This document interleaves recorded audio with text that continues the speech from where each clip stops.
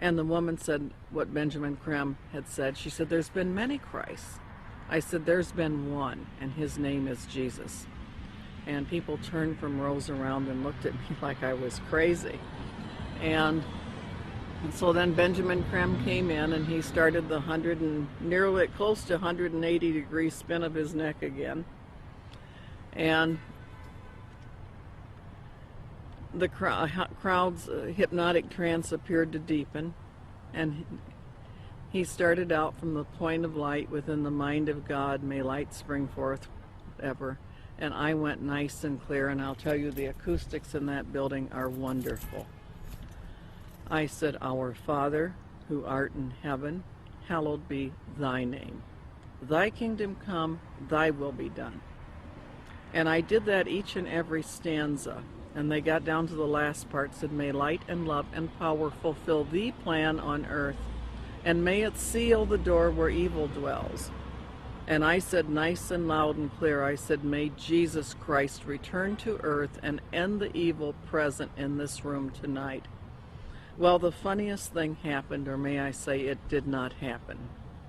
Benjamin Creme stood there. He waited, and he waited. He clearly was watching for something to come over him, and it didn't happen. And he finally said to the crowd, he said, that will be all. You are dismissed. And of course everybody was extremely disappointed.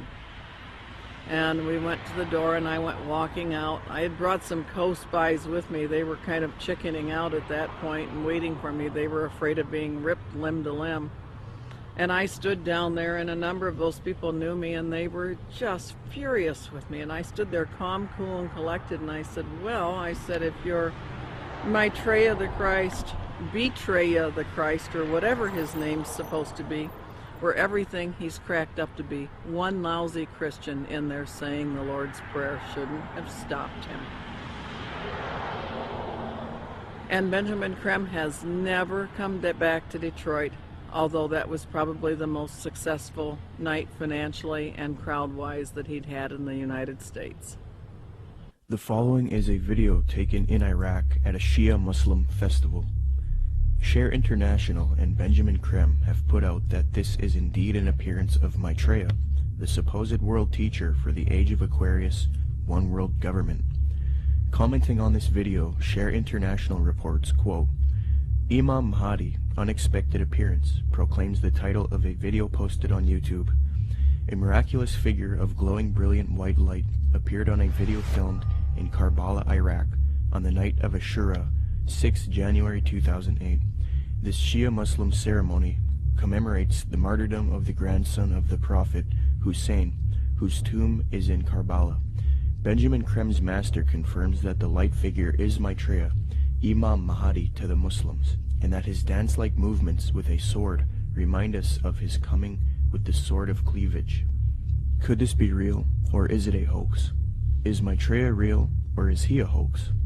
Whatever the case may be, it turns out that it is not only New Agers and occultists who believe in this Maitreya, but politicians, presidents, and elitists also follow Maitreya. Wayne Peterson, a retired American diplomat and admitted supporter of Maitreya with connections to the Pentagon and the United Nations, stated the following about Mikhail Gorbachev and the White House in a Vision magazine interview, June 20th, 2000. Reporter Kendall Klug asks, I believe Mikhail Gorbachev has publicly stated his belief of the existence of Maitreya. Do you know if this is true? Wayne Peterson answers, I have one little story I could tell you about Gorbachev. A friend of mine who has worked with the World Bank went to the Heads of State Conference in Europe and gave a speech where he borrowed many of Maitreya's ideas for economic reform out of a book by Benjamin Creme that I had given him. He told me that he had read the book on his flight to Europe and realized that his keynote address to these world officials, especially presidents and prime ministers, it was a very high-level meeting, was going to be very boring, with many having heard similar sentiments over and over. So he thought he would throw in some of Maitreya's ideas into the speech. The country he was in had a reigning monarch who invited him to lunch the next day. When he showed up for lunch, there were 16 to 20 people there, including Mr. Gorbachev. The monarch of this country said to my friend, "I suppose you're wondering why we invited you here today. Well, we are all curious about where you got those ideas for your speech, which you presented yesterday." He said that my friend Wayne gave me a book written by Benjamin Creme about Maitreya's mission. Immediately they nodded their heads. "We thought so," was the apparent response. "That's why we invited you here. We all know of Maitreya, and we're doing what we can for him, but we are not able to say anything publicly because we are world leaders. We each have our own public to deal with." Only one person there stood up and said that they could use his name to legitimize these sightings, and that was Mikhail Gorbachev. He was the only man in the room who would say, "Use my name if you want." The reporter asks, "Do you think President Clinton has had an experience with Maitreya?" Wayne Peterson: "I don't know if President Clinton has. I believe that former President Bush has. We used to have transmission meditation groups that Maitreya had asked us to do around Washington, D.C. People who were interested in Maitreya and the reappearance story would get together once a week in Georgetown, in the home of President Bush's main counselor at the White House. President Bush came over to this house for dinner one night, and the hostess was in the dining room as President Bush asked her, 'What do you think? I'm running against Clinton in this election. Am I going to win?' She said, 'No, Mr. President, you are not. Maitreya has already said that you are going to lose to Clinton.' Bush never challenged her, but merely said, 'Yeah.' He didn't ask who Maitreya was. He was very quiet, and then said, 'I think I've got to go now.'" Benjamin Creme has said many times that he had heard from one of Maitreya's associates that Maitreya had appeared to Bush and that they had a discussion in the White House. So that incident with my meditation group seemed to confirm that Bush did in fact know of Maitreya. I do know people in the White House have been visited by Maitreya many times, and the people I'm talking I've seen on the front page of the Washington Post, standing next to the president. In a December 19, 2008 London Telegraph article, major media organization, Mick Brown praises Maitreya and Benjamin Creme, stating, quote, "This week has come encouraging news for anyone with an interest in signs and wonders, or desperate for a chink of light in the prevailing gloom, which probably means most of us. A savior is at hand."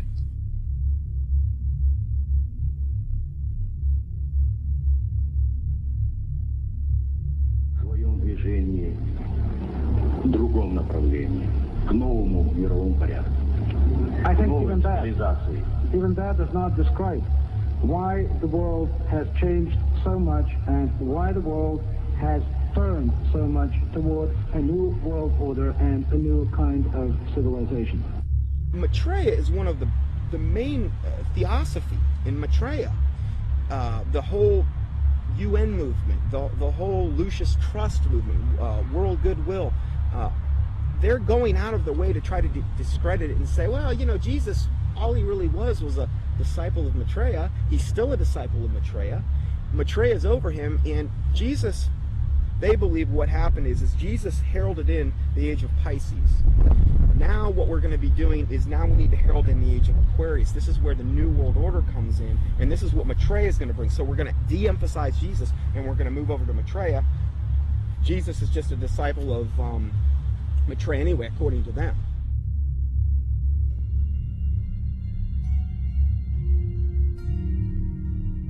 In 1919, the theosophist Alice Bailey was supposedly contacted by one of these ascended masters known as the Tibetan Dijwal Kul. From 1919 to 1949, Bailey would write 24 books, and according to her, she would do automatic writing, a new age way of channeling and letting the force write for you. Bailey would create Lucifer Publishing, which would distribute the works of Helena Blavatsky and the Theosophical Society. She would later change the name to Lucis Trust because Lucifer Publishing was too controversial. Lucis Trust evolved into a large New Age organization, and it is still active today. Lucis Trust is also directly associated with the United Nations. According to the United Nations International Geneva Yearbook 2009, quote, "The Lucis Trust is recognized by the United Nations as a non-governmental organization and is represented at regular briefing sessions at UN headquarters. The Lucis Trust is on the roster of the United Nations Economic and Social Council." Thus Theosophy and the New Age are now fused into the United Nations, which gives a medium for the New Age agenda to unfold. The aim of corrupt organizations like Lucis Trust and the UN is to create a one-world government, New World Order, which is in accord with the supposed Age of Aquarius.